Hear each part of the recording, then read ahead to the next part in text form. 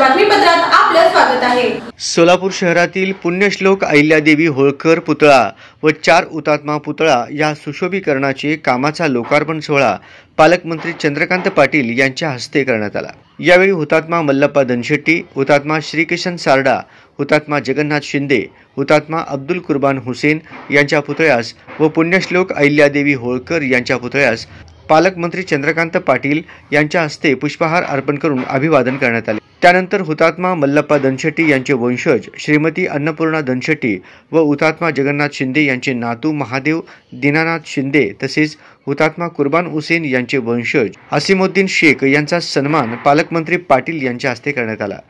यावेळी नरेंद्र काळे, नगर अभियंता सारिका अकुलवार, उप अभियंता किशोर सातपुते, कनिष्ठ अभियंता परशुराम भूमकंटी, बिरू बंडगर, विजयकुमार गावडे आदी मान्यवर उपस्थित होते।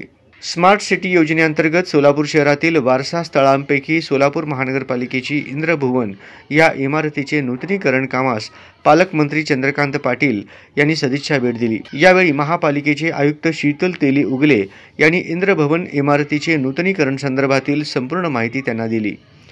यावेळी अतिरिक्त आयुक्त संदीप कारंजे, अतिरिक्त आयुक्त निखिल मोरे, उपायुक्त मच्छिंद्र घोलप, उपायुक्त आशिष लोकरे, सहाय्यक आयुक्त शशिकांत भोसले, नगर अभियंता सारिका अकुलवार, उप अभियंता युसुफ मुजावर यांच्यासह महापालिकेचे अधिकारी उपस्थित होते।